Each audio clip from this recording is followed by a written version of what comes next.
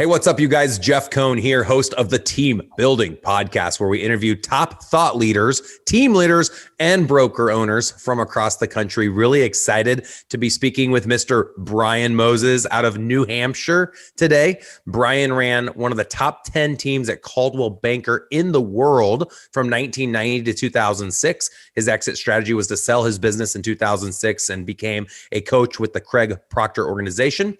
He then was hired on as an executive VP consultant for Tony Robbins and has now launched his own real estate coaching company, which focuses on coaching real estate teams and team leaders at brianmosescall.com. You can set up a time to meet with Brian.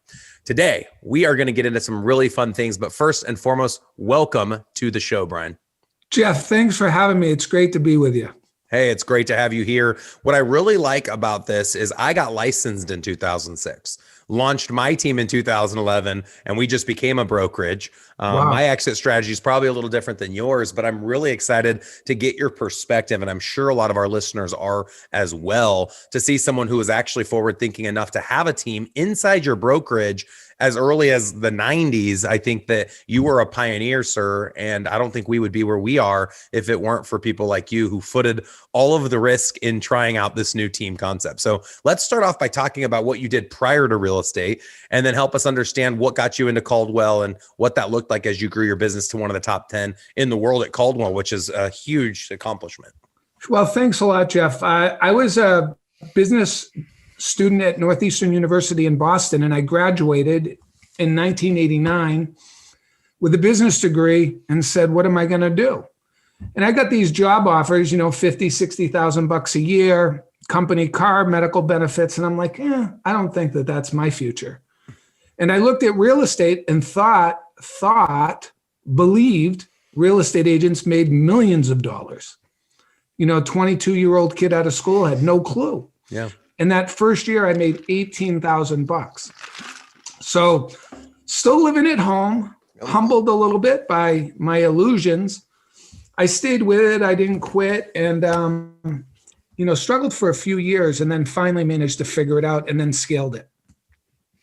All right. Well, and I think that's probably the story for a lot of agents. I think recently I heard the average agent in the country sells 7 doors and nets around 18,000. And that's 25 or even 30 years later. Wow. Pretty crazy, right? Crazy. But then when I scaled it and started building a team, I did a lot of things right, obviously, to have the success that I had, but I did a lot of things wrong.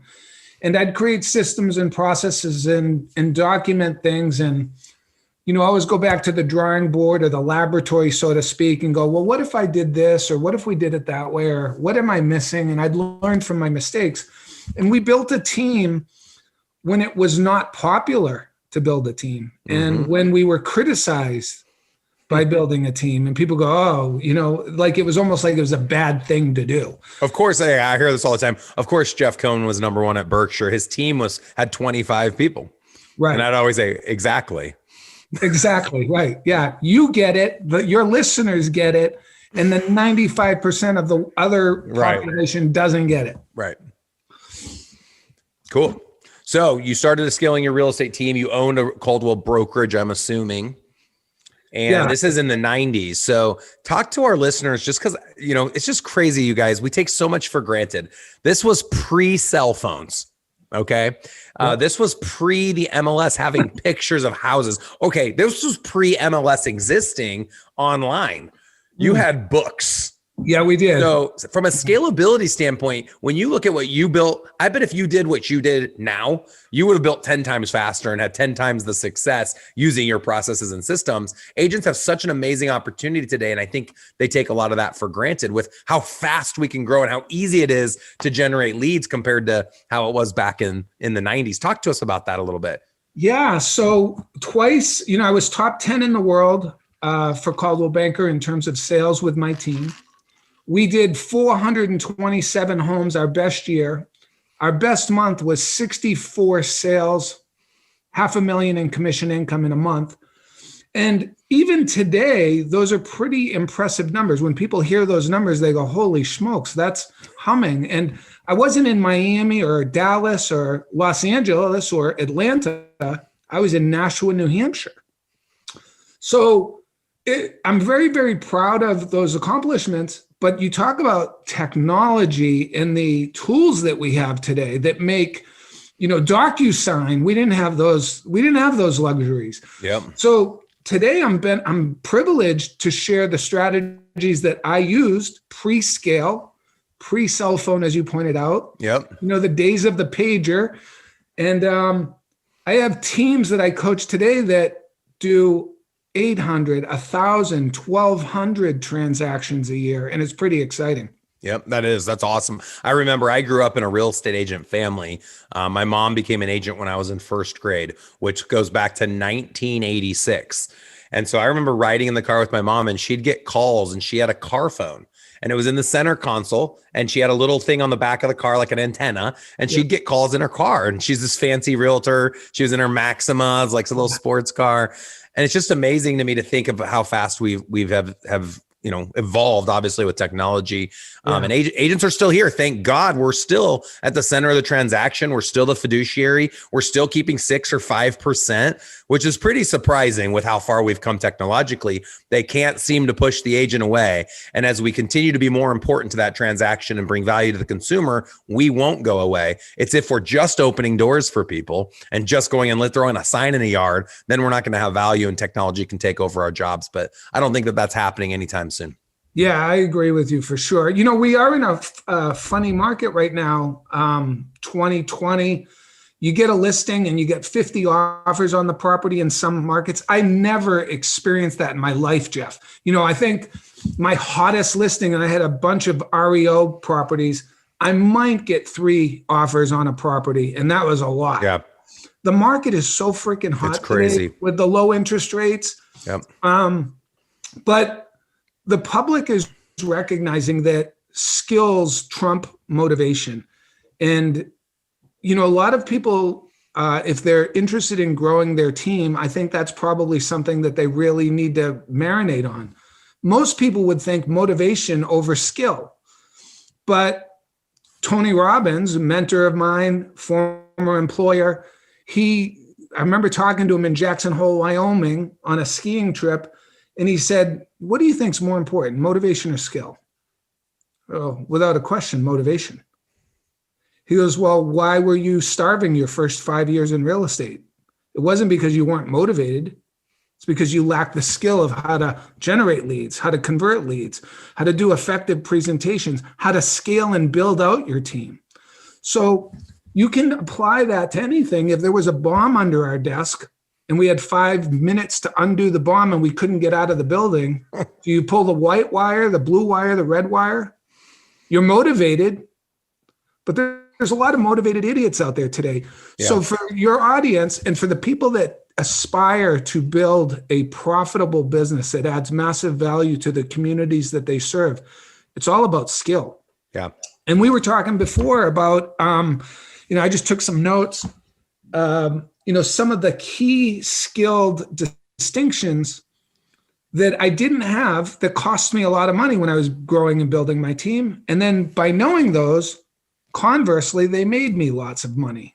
Yeah. So, one of the things I want to share with the audience, one of the things that Brian had done for Tony Robbins as an executive VP consultant is they would take the concepts, the skills that are taught in the Tony Robbins organization, and they'd apply it to billion-dollar companies. And what's so interesting with that mindset is there's a formula. And that formula will work at McDonald's, and that formula will work at, Gallup, and the formula will work at Union Pacific Railroad. It doesn't matter the business; those skill sets still exist. It's just a different, what do they say? A different music, different song, something like that. But I think that speaking to those formulas, I think would really help our listeners. So let's get into that a little bit, Brian. What are some of the formulas that you guys would look at when you talk skills, when you go into some of those businesses? What were some of like the baseline starting points that you would get into with, I guess you probably worked with mid-level management?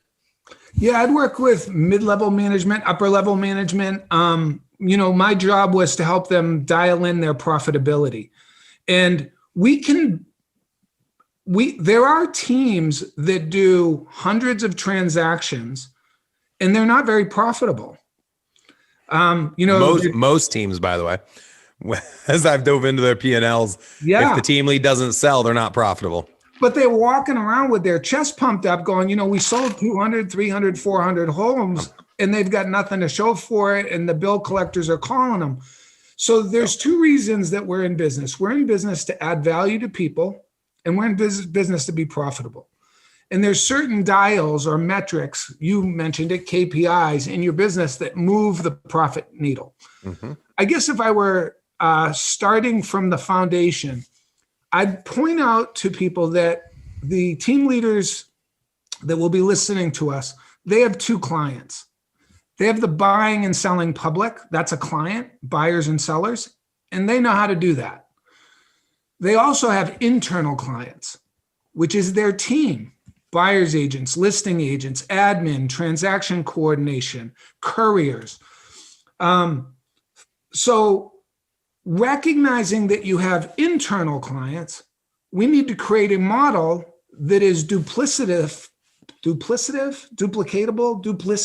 of the external clients, meaning we need to have a system to attract agents to our team. In order to attract agents, we need to identify who is our ideal agent. Mm-hmm. And for me, I loved rookies. I loved people that didn't know any bad habits, right? Because I could mold them like clay. Now, there's no right or wrong, but is your ideal client a rookie agent or an experienced agent? Your team leader needs to make that decision. Right. Well, and I think you make a great point.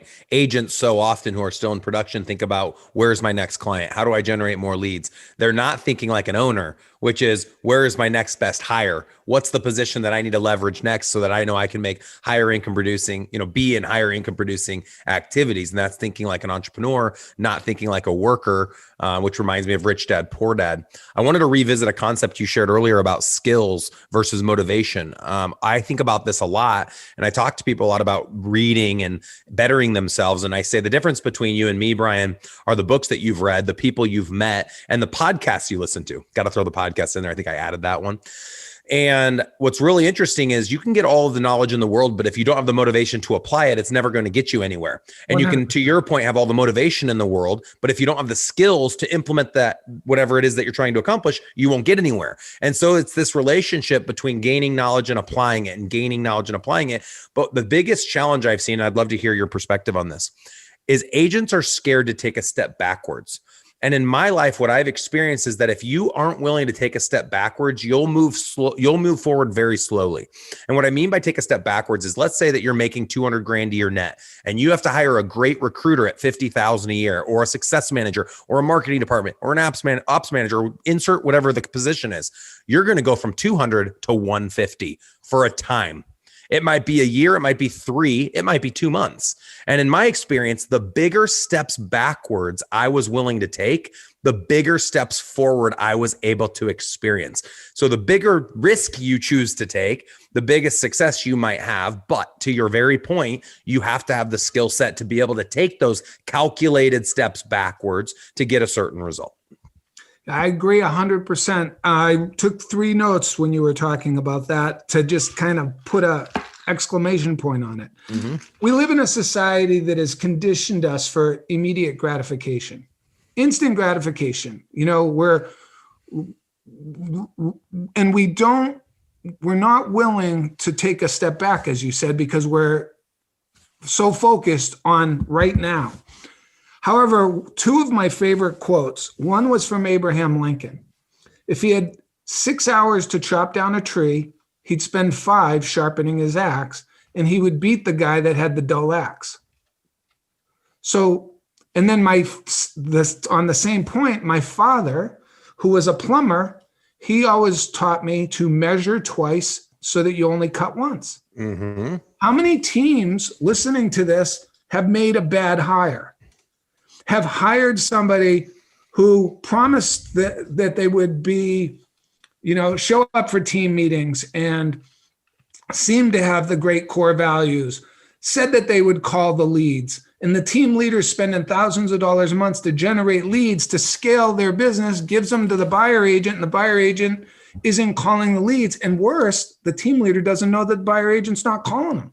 Or if they do, they complain about the buyer's agents being lazy, when in fact they are culpable for not hiring people willing to work hard, training them how to be successful, and holding them accountable to KPIs. Absolutely. Yeah, we're on the same page, brother. I love everything you're saying.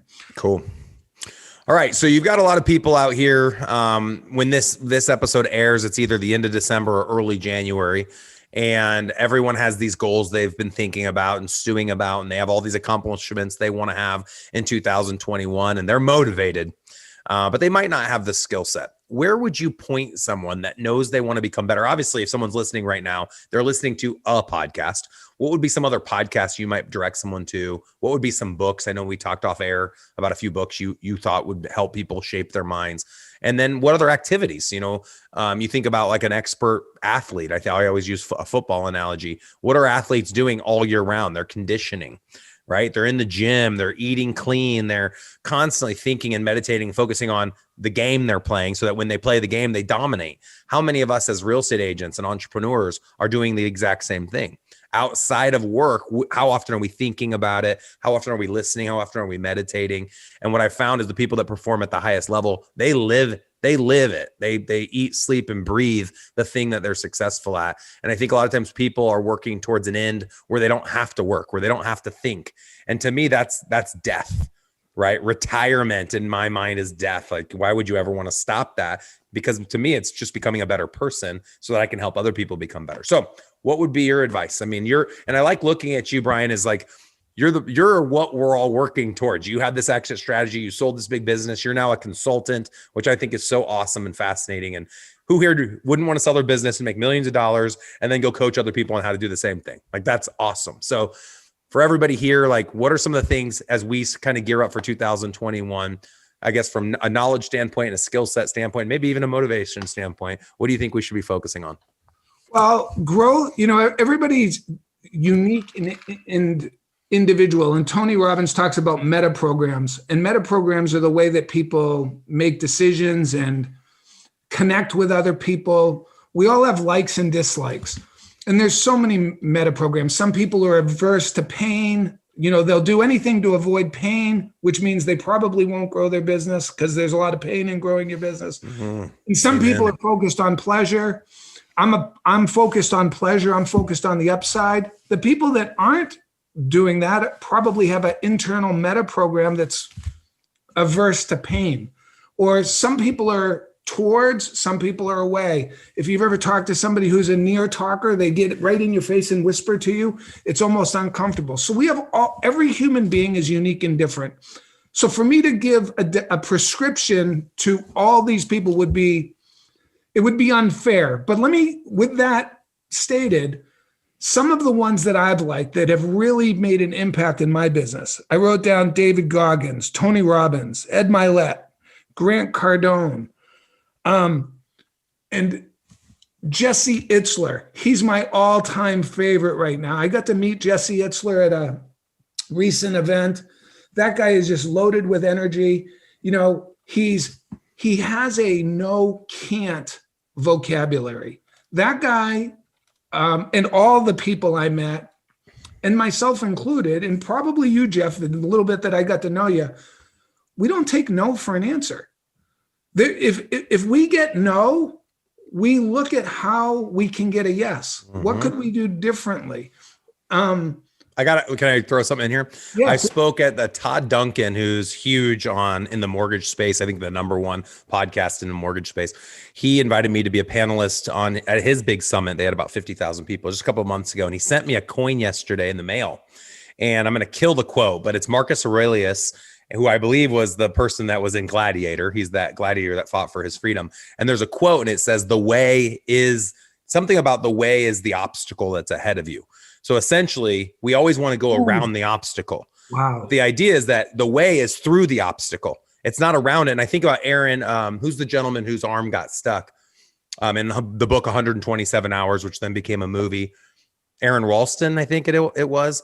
He had to cut his arm off to save his life. He literally cut his arm off. And wow. I think about Jesse Itzler. Jesse, guys, is such a freak of excellence. He hired David Goggins after doing a running competition where he watched David attempt to run 104 miles at 300 pounds and untrained, eating saltine crackers. So he wrote a book, Living with a Seal or Life with a Seal. Yes. It's one of the best audios I've ever listened to while working out. It's one of the best. And he talks about how he brings Goggins into his house. And they don't say David Goggins. At the time, they kept it private. Yeah. But then Goggins comes out later and announces that was him in the book. And it's the most amazing book. So Jesse hires a Navy SEAL to try to get in the best shape of his life. Who does that? Like, that's insane. So that's cool. Coaching, right? There are people who have blazed a trail before you, and there are shortcuts. My dad told me there are no shortcuts in life. It's not true. There are shortcuts.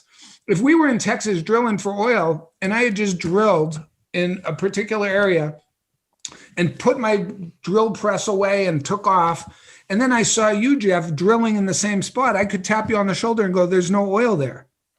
How do you know? I've drilled that hole. I've drilled right there. Good point. That's a shortcut. Yeah, guess what? Burger King doesn't spend all the money on where to put their restaurants. They just put them across the street from McDonald's. Shortcut. Right. McDonald's has already done the research. Yep. So, whether you get involved with Jeff, you get involved with me, you get involved with another coach. Coaches are great. One of the great things that we love to do is mystery shop our teams. I talk with team leaders, Jeff, and they go, man, we're crushing it, but we want to do better. And if we're open to be humbled, right? If we can let go of our ego for a moment to be vulnerable and say, maybe we're not doing as great as we are. And Tony would say, compared to who? So whenever I think, I'm doing great, Tony goes, compared to who? Not compared to this guy, not compared to that guy, not compared to Jesse Etzler. You're not doing that great. That's funny, Brian. I was on a call yesterday with a very impressive gentleman. I'll even throw his name out. His name's Greg. He just joined a mastermind group that I'm a part of. And he was talking to me. He had some questions about the direction he's going in his career. And he talked to me about some really successful investments he had early on in his career that made him $100,000 net. And he never expected to ever make that much. And he said that sentence. And I said, why do you think that that's a lot of money? Yeah. And it blew his mind. He's like, bro. He's like, that's the craziest question anyone's ever asked. I said, we got to ask different questions. Like, why do you think you were successful netting $100,000 on a flip? Right. So it's kind of that same mindset. It's those meta tags. What'd you call them? Meta programs. Meta programming. I mean, we get programmed, and guess what? If you guys want to be freaked out, go watch the documentary Netflix just released about social media. We are programmed right now. Our youth are being programmed by TikTok, Snapchat, YouTube. That we are literally programming our youth just like a computer right now with social media. People are controlling how our youth think. And something that my kids were super pro, and I don't care what political line you're on. I don't have either. So I'm an independent. But my kids are very liberal in their thinking. They were very supportive of Biden, and they're only 15-year-olds, 13 and 11. And I would ask them why. And they're like, well, if you watch YouTube, Dad, or if you watch TikTok videos, Dad, Biden's way better. He's a way better person. So I said, well, let me see a search of Donald Trump and let me see a search of Biden. And so they showed me, and everything about Biden was positive and happy and, whatever. And everything about Trump was negative. And of course, both men have positives and negatives. So why is the social media shaping the way our kids think? And it's an easy answer. China it's negative. China owns TikTok. So it is against China's best interest to have a Republican president that creates tariffs. So they're going to use this technology they own, and they can control it. It's theirs. Incredible. Reddit's doing the same thing. Twitter's doing the same thing. So the reason I bring all of this up is this programming absolutely changes how we think. So how do we reprogram our minds? I'm sure you teach this or taught this in Tony Robbins. Well, I'm still learning, Jeff. I want to share a quick story if we have time. We have time, and then we'll end on this story. Okay. This was a breakthrough for Brian Moses this past week. So if I say, and you don't have to answer it, this is a rhetorical question.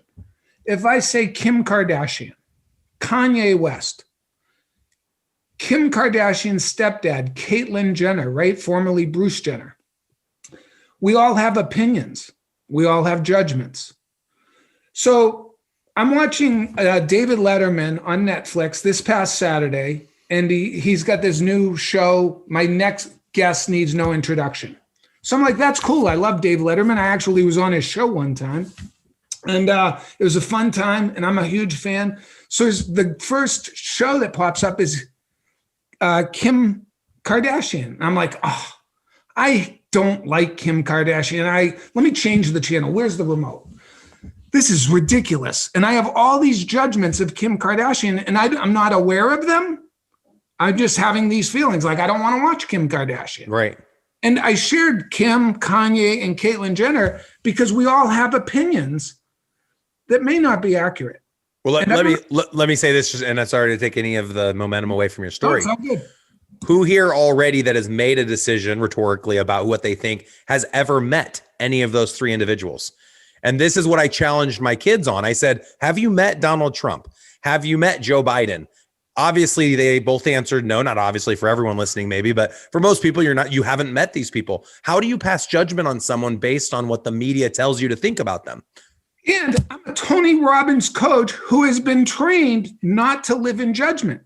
So I'm not even aware of all this. I'm looking for the clicker, and the interview starts going, and I'm like, wow. She's a beautiful human being, not externally, internally. Right. She's badass intelligent. I'm learning shit from her as a business person that Tony never shared with me. She's playful. She's vulnerable. I fell in love with her. And then I fell in love with her, and I don't know what external stimulus caused me to have judgments on her where I would never even want to. So I'll share, I just want to share, be less judgmental, right? Be less judgmental. We could be wrong. And your point was well stated. Have you ever met these people? Right. Do you know these people? I mean, the other thing, my wife has taught me this. She said at one point, like, she worked in social work for 4 years in Salt Lake City and has a social work degree from Brigham Young University. And she said, people pass judgment so often, but if you knew where those people came from, you'd have a completely different feeling. And I get emotional talking about this. This is my high I in me. I always think what's best in someone. What I look at people is, what are they capable of becoming? We should look at people the same way we look at our kids, where I don't think we're as judgmental because we know they're great kids and they're going to become great adults. Do we look at other people with that, that level of compassion? And I think we should, as human beings right now, more than ever, with how divided I feel like the country is. We have to recognize, where did someone come from? Why do they formulate the opinions that they have? How can we be involved in their life to help them have a better experience? And the biggest challenge for everyone listening right now, and I'm sure, Brian, you experienced this a lot back when you were running your team in the 90s, is people become jealous of those that make bigger sacrifices than them. People become envious of those that take bigger steps backwards to propel themselves further forwards. And the reason that you have negative feelings about certain people that were just mentioned is those people probably didn't embrace the media the same way that other people did choose to embrace the media. And so the media attacked them. And I've had the same experience as a realtor in Omaha, Nebraska. All I have done my whole career is gotten on podcasts and told people the exact formulas to be successful. And I have people that hate me. And I ask people, well, why do you hate Jeff Cohn? Why do you hate Brian Moses? And the reasons are, well, he thinks he's better than everyone. And then I'll say, have they ever met me? No, they've never met you. They just talk to other people. Did those people ever meet me? Have you ever had one drink with me or taken me to a lunch or gotten to know me? Because you don't know who I am, but you're passing all these judgments. And what I would say to you, if you're listening, is I'll go to lunch with you. I'll make you buy, but I'll go to spend an hour. I've never turned down an appointment. I've never turned down a phone call. I have the fastest growing real estate team in history in Omaha, Nebraska. To your point, just a small town, 70 to 700 sales in 6 years, number one team in the world at Berkshire, all of these accomplishments. And yet people continue to talk bad. And I believe and subscribe to the sentiment that haters are going to hate. People that have been treated poorly will treat people poorly. Unhappy people will stay unhappy. And it's the crab effect. If you haven't looked that up, look it up on Wikipedia, the crab effect, where if there's two crabs in a bucket, neither can get out. If there's one, they can crawl out. And people subscribe to the crab effect. So I love that you brought up the programming. I think that that's a huge successful topic to talk on, especially going into 2021. If we change the way we think, we're going to change the way we act, and we're going to get different results. 100%. So with that, What a great episode, Brian. This has been awesome. I do want to invite all of my listeners to be sure to go and give us a 5-star rating on iTunes. Give a shout out to Brian. BrianMosesCall.com. If you want to look at doing some consulting with the Brian Moses organization, they do an amazing job helping lift real estate team leaders and teams to the next level. And then we also would love to extend an invitation. We're going to be hosting our first ever team building workshop virtually. We chose not to do a single virtual event in 2020. We hosted 4 in-person events, but next year we're going to host a few virtual and in-person. So if you want more information about upcoming events, you want some free downloads, you want to learn more about our team building summit, and or you want to learn more about Elite Real Estate Systems Coaching Organization, go out to growwithers.com. Brian, how do we get in touch with you if anyone has any questions, referrals, follow-ups, anything like that? Yeah, they can go to my website, brianmoses.com, or they can, if they want to schedule a call with us and talk about how we might be able to help them grow their business. There's no obligation. We'll evaluate their business, learn about their goals, see if it's a fit. And if it is, we can talk about engaging and working together and helping you reach your goals quicker, faster. And that's brianmosescall.com. But let me thank you for inviting me. I think I got more out of talking with you than maybe you got out of talking with me. So it was really a privilege to be with you. Great to meet you and get to know you. Thank you, Brian. I appreciate it. Great hosting you. And I know our listeners got a lot out of this. And it's just so awesome to be with someone who started this a long time ago, a long time before a lot of the listeners started. And we just really appreciate all you've done for the real estate industry as a whole. Thanks, Jeff. Appreciate it. Have a good one. You too.